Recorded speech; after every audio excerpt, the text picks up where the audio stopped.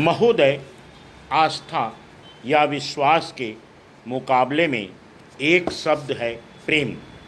सांस्कृतिक रूप से जागृत मनुष्य के लिए प्रेम का जीवन में विश्वास के मुकाबले अधिक महत्वपूर्ण स्थान होता है। जो मनुष्य अपने को धार्मिक कहते हुए भी ईश्वर को अप्राकृतिक शक्ति के रूप में स्वीकार नहीं करता, वह भी ईश्वरीय गुणों के साथ अवश्य प्रेम करता है। ऐसी मनस्थिति का व्यक्ति ईश्वर की सामान्य अवधारणा को स्वीकार न करते हुए भी मनुष्य मात्र में ही ईश्वर को देखता है।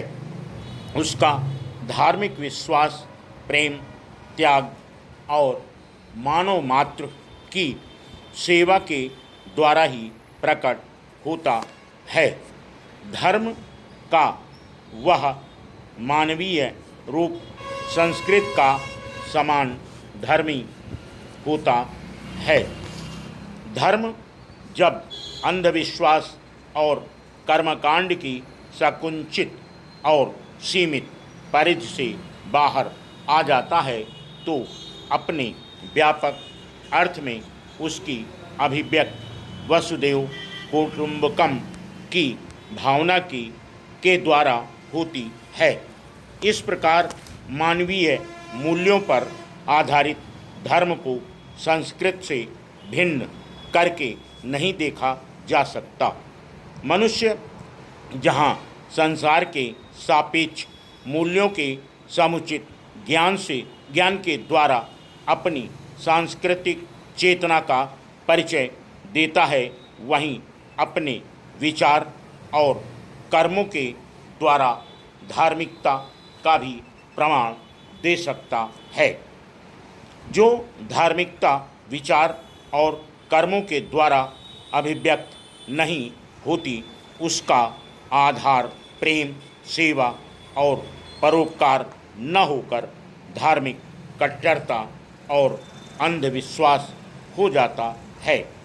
यही कारण है कि दार्शनिकों, साहित्यकारों और अन्य सूफी संतों ने धर्म में संकीर्णता और पृथकता की भावना का हमेशा विरोध किया।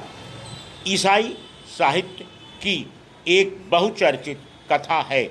एक बार बहुत से लोग एक स्त्री को पकड़कर जीसस क्राइस्ट के पास लाए और उसके व्यभिचारी होने तथा पापाचरण के लिए पत्थरों के द्वारा उसको मार डालने का अपना निश्चय प्रकट किया।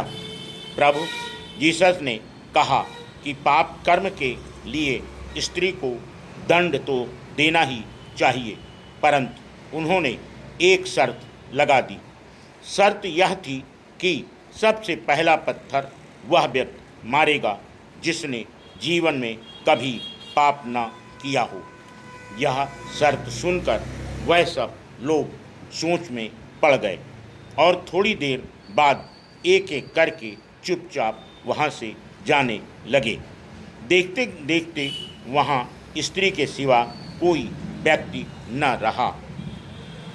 करुणा, आत्मनिरीक्षण और प्रेम संस्कृत के मूल तत्व हैं और यह धार्मिकता के भी मूल लक्षण हैं।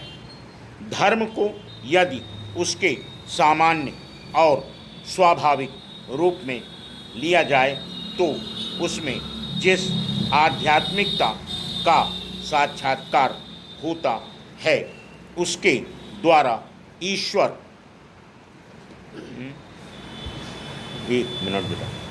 ईश्वर को संपूर्ण जगत से अलग करके सोचा ही नहीं जा सकता।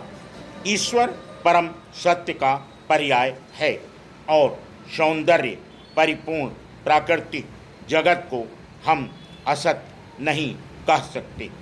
यह एक सुसंस्कृत मनुष्य को जीवन में दो प्रकार के खतरों का सामना करना पड़ता है।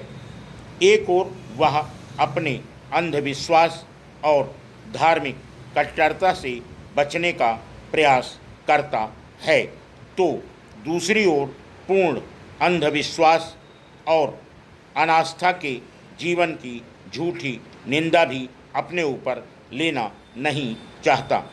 वह कट्टरवादी लोगों के क्रोध का शिकार भी बनता है। Full stop.